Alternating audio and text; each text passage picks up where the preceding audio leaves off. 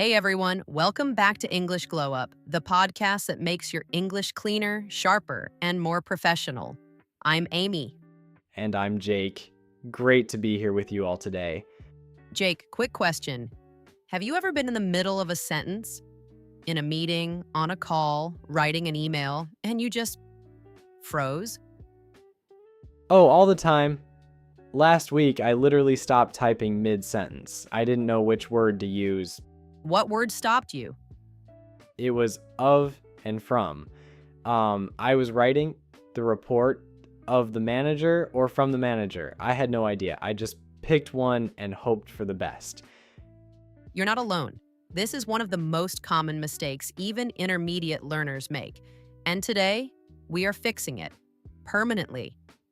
Finally, because I have been guessing for a long time. No more guessing after today.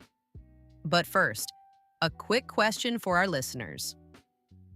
Honestly, how many of you right now are not 100% sure when to use of and when to use from? If you've ever felt that 50-50 panic, just guessing and hoping it's right, stay with us. Because in the next 15 minutes, you will never guess again. We are going to give you two simple mental images that work every single time. No grammar lists, no rules to memorize, just two pictures. Let's go. Okay, Jake, before we get to the solution, let's talk about why this is so hard in the first place. Yes, please, because I've tried studying these words before. I found a list of rules online, like 10 rules for of and 8 rules for from, and I read the whole thing. And I was more confused after than before. exactly. That is the problem with how these words are usually taught. You get a long list of situations. Use of for possession, use of for part-whole relationships, use from for origin, use from for distance. And nobody can remember all of that in a real conversation. It's impossible. When someone is talking to me, I don't have time to scroll through a mental list. Precisely. Real language is fast. Your brain needs an image, not a list. Native speakers don't think about rules, they feel the meaning. Wait, feel the meaning?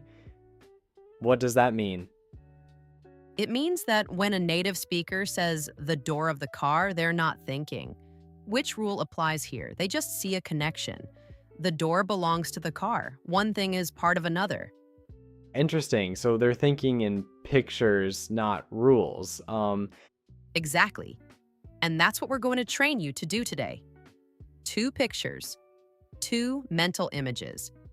And once you have them, everything clicks. Okay, I'm very ready for this. Let me have the first picture.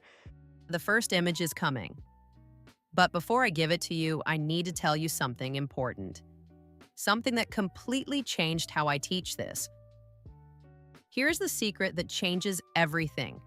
Of and from are not grammar rules.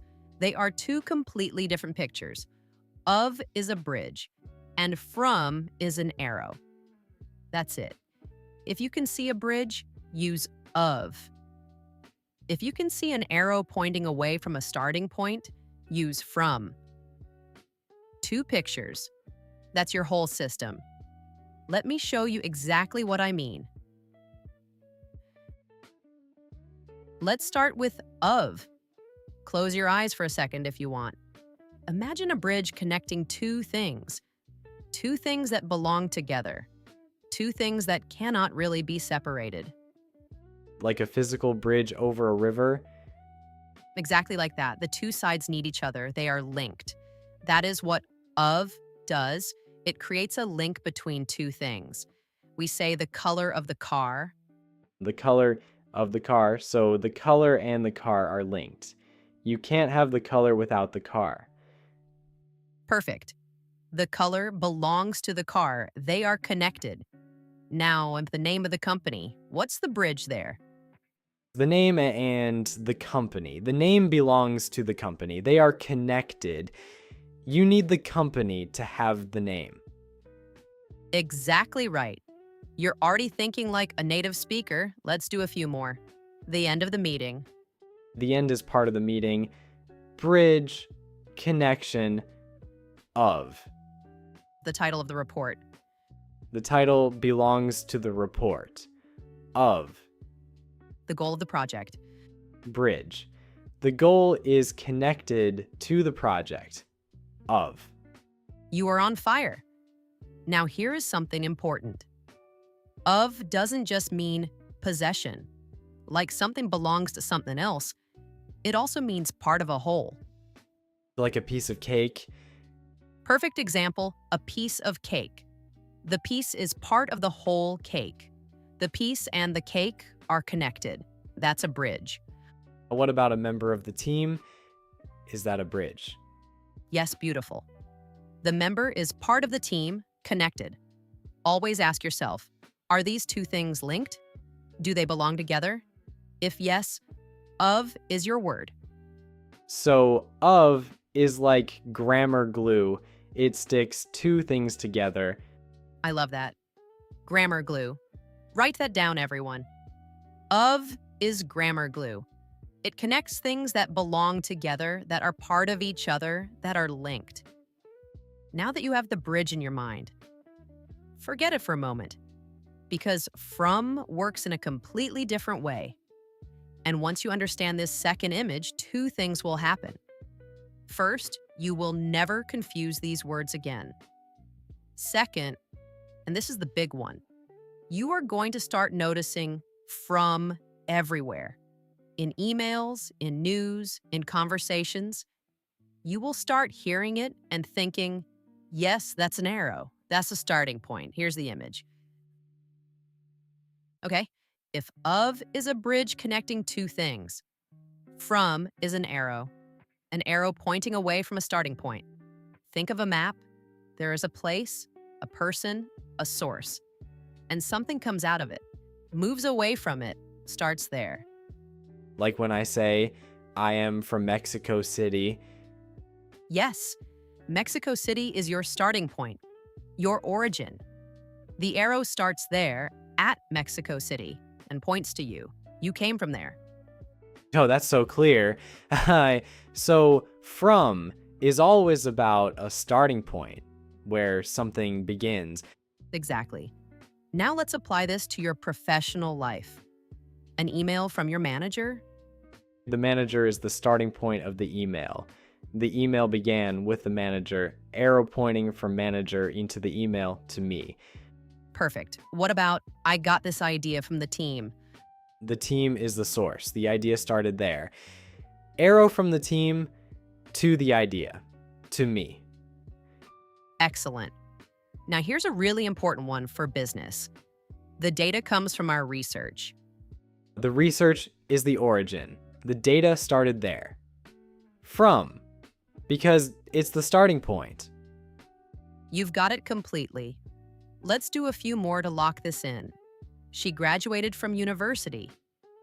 University is the starting point of her graduation journey. Arrow, from. He works from home. Home is the starting point of his work, where his work originates. From. The results come from hard work. Hard work is the source, the origin of the results. Arrow. From. Jake, you're getting every single one right. Do you feel the difference between the bridge and the arrow now? Yes. Of connects things that belong together. From shows where something starts, the source, the origin. One is a connection. The other is a journey. That is exactly it. A connection versus a journey. And here's the key test you can always use. Ask yourself two questions. Question 1, are these two things linked or belonging to each other? If yes, use of. Question 2, where did this come from? Is there a starting point, a source, an origin? If yes, use from. Two questions. That's the whole system. That's the whole system. Now I want to show you the real power of this with what we call the aha moment. All right, now comes my favorite part of this lesson. I call it the aha moment. I'm going to give you two sentences that look almost identical. Same words, same topic, but one uses of and one uses from. And if you have the bridge and the arrow in your mind, you are going to feel the difference immediately. This is the moment where it all locks into place. Are you ready, Jake? I'm nervous and excited at the same time. Let's do it. Okay. Sentence 1. The CEO of the company.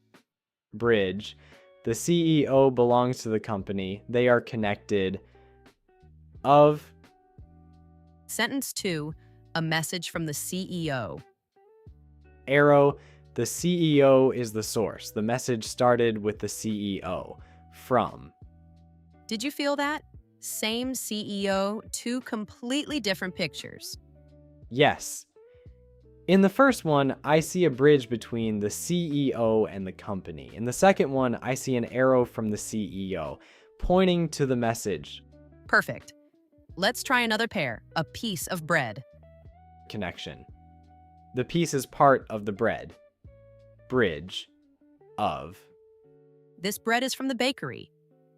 Origin. The bakery is where the bread started. Arrow. From. One more pair. The success of the project. Bridge. The success is connected to the project. They belong together. Of. The success came from the whole team.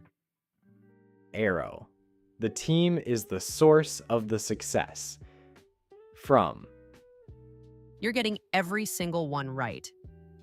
Now let's talk about the traps, because even students who understand this still make certain mistakes.